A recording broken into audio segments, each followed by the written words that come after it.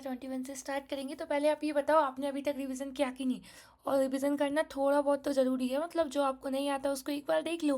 It is very easy to recall the long time, okay. और छोटे छोटे notes बनाना भी ज़रूरी है, ठीक है। तो अपन आज समझते हैं question number 21। What is the hierarchical inheritance? Hierarchical inheritance आप क्या समझते हो?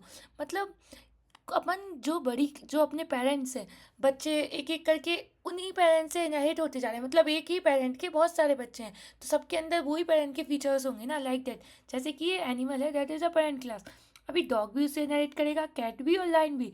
तो यही होता है, वन बेस क्लास और मल्टीपल ड्राइव क्लास उनको इनहेरिट करेगी, एक ही बेस क्लास को। जैसे कि ये रियल लाइफ, सॉरी, ये कोड एग्जाम्पल से समझते हैं। That is a parent class. अब डॉग भी इनहेरिट कर रहा है, कैट भी कर रही है और लाइन भी कर रहा है। तो आप समझ गए ना हायरार्किकल इनहेरिटेंस क्या होता है, जिसमें एक ही बेस क्लास को मल्टीपल ड्राइव क्लास, मतलब मल्टीपल चाइल्ड क्लास उसी बेस क्लास को इनहेरिट करें। तो that is a hierarchical inheritance. Now we come up the question number 22। So what is a composition? Composition को हैज़ भी बोलते हैं। हैज़ अ रिलेशनशिप बताता है। कंपोजिशन कैसे बताता होगा, आप थोड़ा अज्यूम कर पा रहे हो? चलो अपन अज्यूम करके पढ़ते हैं पहले इस चीज़ को। क्या होता है, जैसे कि आपने कार के बिना इंजन, इंजन के बिना कार देखी है? और कार के बिना इंजन देखा है? नहीं हो सकता ना पॉसिबल। क्या बिना चक्के की कार चल सकती है? नहीं चल सकती ना। मतलब एक चीज़ को दूसरी चीज़ की ज़रूरत ही है, उसके बिना वो काम ही नहीं हो सकता। एक ऑनरशिप रिलेशनशिप, समझ रहे हो ना? मतलब अगर मैं नहीं रहूँगी तो ये भी, सामने वाली चीज़ भी नहीं रहेगी।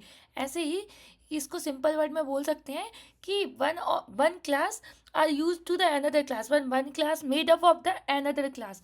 बिना उसके वो काम नहीं चलेगा, ठीक है। जैसे कि one class contain object of another class member, क्योंकि इंजन के बिना कार नहीं चलेगी, और कार नहीं है तो फिर इंजन का क्या काम। ऐसे ही तो इसी को बोलते हैं ऑनरशिप रिलेशनशिप। मतलब कार ऑनरशिप शो कर रही है इंजन के ऊपर, अगर मैं नहीं रहूँगी तो तू वैसे भी नहीं रहेगा, टाइप ऑफ, ठीक है। तो यही होता है कंपोजिशन। इसको याद रखना, one class contain object of another class means one class made up of the another class, okay. So let's come to the question number 23। अब बताओ difference between the is a versus has a relationship. इसको तो आपको comment करके बताना पड़ेगा, क्योंकि is आ मैंने ऑलरेडी पढ़ा दिया है और हैज़ आप भी पढ़ा है। तो क्या होगा दोनों के बीच में डिफरेंस? इज अ रिलेशनशिप, मतलब जैसे कि इसमें देखो, dog is a animal, dog का इज रिलेशनशिप है, is a relationship with the animal.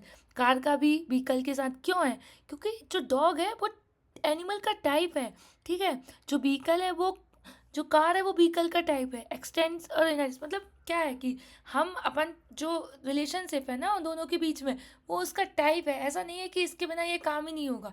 पर कंपोजिशन में क्या होता है, कार हैज़ अ इंजन, मतलब वो बताता है कि मैं, मेरे बिना तेरे काम ही नहीं होगा, ठीक है। जैसे house has a room, house है तो रूम है ना।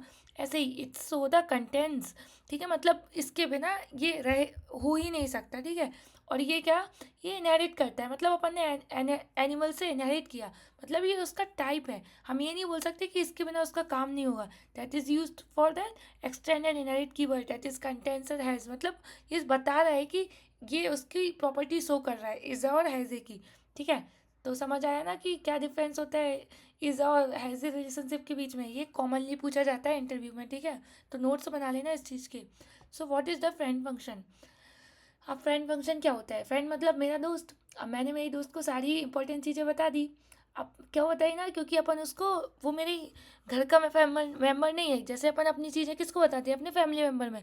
पर वो मेरा जो स्पेशल फ्रेंड है वो मेरे घर का फ्रेंड मेम्बर नहीं है। फिर भी मैंने उसको ये बताया कि ये मेरे घर की रूम की है, तुम कभी भी आ सकते हो, जा सकते हो। यही होता है फ्रेंड फंक्शन भी। फ्रेंड फंक्शन मतलब तुमने अपने घर की चाबी अपने दोस्त को दे दी। अब उसको जो भी तुम्हारे प्राइवेट रूम है, जो घर है, उसकी उसको चाबी मिल गई। मतलब अब वो तुम्हारी वो प्राइवेट चीज़ें हैं उसको एक्सेस कर सकता है। जैसे कि देखो, ये हमने प्राइवेट बैलेंस बनाया, अब हमने इसको फ्रेंड बना दिया कि भाई वो बैलेंस देख सकता है।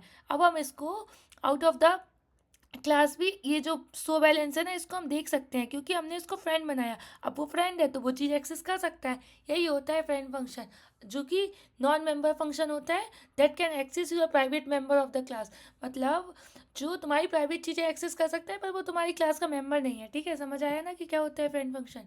मैंने इस पर फुल वीडियो भी बनाई है, अगर नहीं आया तो आप और भी देख सकते हो। So what is the friend class?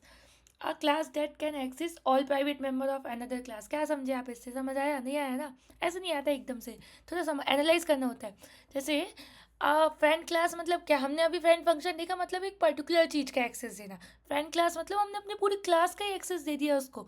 जैसे कि तुम्हारे घर की चाबी तुमने पूरी फैमिली को दे दी, मतलब जो तुम्हारे दोस्त है, ग्रुप ऑफ द फ्रेंड्स है, बहुत सारे लोग हैं, अब उन तुमने सबको उनकी चाबी दे दी, अब वो सब तुम्हारे वो जो प्राइवेट रूम है उसका एक्सेस ले सकते हैं। ऐसे ही हमने ये जो फ्रेंड क्लास बनाई जो कि बैंक, उसको पूरा जो क्लास बना दी ना हमने बैंक, अब ये जो पूरी प्राइवेट चीज़ें हैं, ये क्लास उस all bank matters can access a balance, मतलब जो भी क्लास, जो बैंक क्लास है वो सारी चीज़ें ले सकती है, क्योंकि हमने उसको क्या किया, हमने उसको पूरी एक्सेस दे दी। फ्रेंड बनाते हैं मतलब हमने अपनी चीज़ों की एक्सेस दी ना। अपना दोस्त कभी अपन से पूछता है कि भैया मैं तुम्हारे रूम से ये सामान उठाऊंगा, वैसे ही, क्योंकि हमने उसको एक्सेस दे रखा है। पर फ्रेंड का फंक्शन में क्या होता है, छो मतलब एक पर्टिकुलर चीज़ का एक्सेस देता है, और फ्रेंड क्लास में क्या होता है, पूरी क्लास का एक्सेस दे देना, पूरी प्राइवेट क्लास का। समझ आया ना? अब क्वेश्चन नंबर 26 से हम कल पढ़ेंगे। अगर कुछ भी प्रॉब्लम या कहीं भी कुछ भी प्रॉब्लम लगी या कोई भी सजेशन चाहिए हो तो प्लीज़ कमेंट करके बताना, और कुछ भी इम्प्रूवमेंट चाहिए हो तो प्लीज़ और बताना कि नेक्स्ट पार्ट चाहिए या नहीं। Thank you.